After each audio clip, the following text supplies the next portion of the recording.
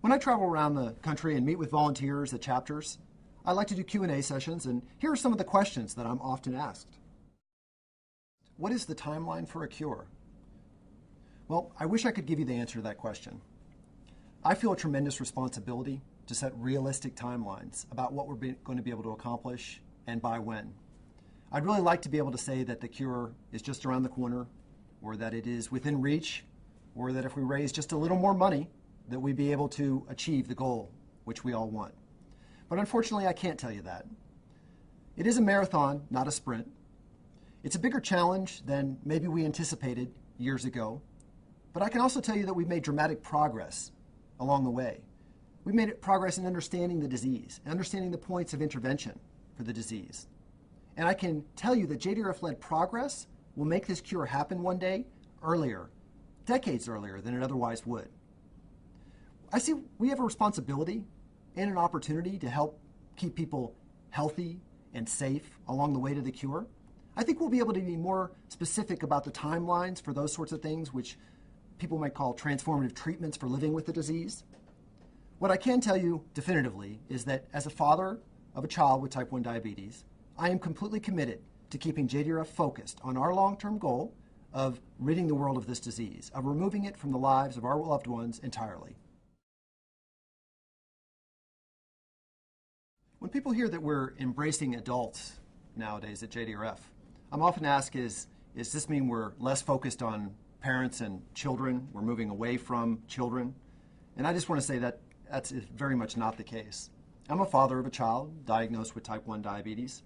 JDRF is no less focused on the needs of parents or children living with this disease. However, what we are recognizing is that there's a broad population of folks out there. 85% of people living with the disease are adults today. And actually half of those folks diagnosed with type 1 diabetes were diagnosed after the age of 20. So they were never children living with the disease. And at the end of the day, we are one community of people affected by this disease. Better treatments to live with this disease are going to benefit both children and adults. Things like an artificial pancreas that protects people overnight from hypoglycemia or hyperglycemia, maybe even more important for a child or for a teenager than for an adult who can take care of him or herself. In fact, these treatments will apply to people of all ages. The cure, of course, is what we all want. That applies to everybody. Prevention, also. Children have siblings. Siblings are at increased risk of developing this disease. It's in everybody's interest, the interest of the family, the parents, the children, to make sure that this disease doesn't affect others in a family. And then adults living with the disease. We know there's a genetic predisposition to development of this disease. Adults living with the disease, the last thing they want is for their children to be affected by type 1 diabetes. So what we're doing in terms of cure, treat, and prevent is relevant to everybody living with this disease. And what we want to do is have a message that appeals to and explains JDRF's value proposition to everybody across this community, regardless of age. We need to do that because what we're doing is relevant to them, and we need to do that because we want their support. We're going to grow our support by appealing to the broadest cross-section of people living with this disease. As I talk about JDRF's efforts to cure, treat, and prevent type 1 diabetes, I'm often asked, does this mean we have less of a commitment to a cure for the disease? And my answer is absolutely not. JDRF is committed to a cure for type 1 diabetes. It's what I signed up for as a parent with a child with type 1 diabetes, and it's what our organization is committed to. And I believe JDRF will be the organization that will lead us to the cure decades before it would otherwise occur. But I have to be candid and say that that cure, which removes the disease from our lives entirely, is going to be a marathon, not a sprint. And under any realistic scenario, people will live with this disease for a while yet. And I think JDRF has a commitment, a responsibility to make sure that they live safely and well so that they're able to take advantage of the cure when it does come. And in fact, the majority of our research funding, in 2009, we spent $107 million. More than $67 million of that was spent on curative research. But cure, treat, and prevent are not mutually exclusive concepts. I'll give you an example. Prevention, which might be applicable to people who are at risk for the disease or people who are in early stages of developing the disease, where the autoimmune attack has started, but a person hasn't shown up at the doctor's office and become insulin dependent. In fact, We believe we will be able to slow down the autoimmune assault, perhaps stem it or even reverse it to prevent people from going on insulin. And what we learn from doing so will be applicable to curing this in people who've been living with the disease for many years. In fact, our success in preventing the disease will directly lead to our cure.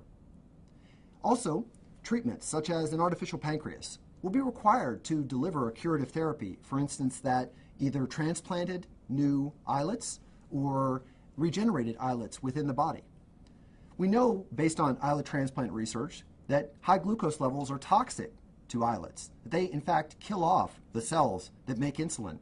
So it will be important to have good glucose control around the time of either a transplant or, hopefully, regeneration of a person's own beta cells. Those beta cells are in a very fragile state when they're first transplanted or when they're first regenerated, and we'll need to have an artificial pancreas that will control glucose and provide a good environment for that cure therapy to be successful and for it to work. So cure, treat, and prevent are very much interrelated and dependent on each other, in addition to being something that our constituency desperately wants to make sure that we're delivering value, we're making progress, we're improving people's lives on the way to the ultimate goal, which is a cure for this disease.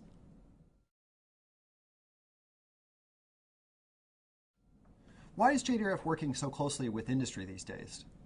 Historically, we have been focused on academic research in laboratories around the world.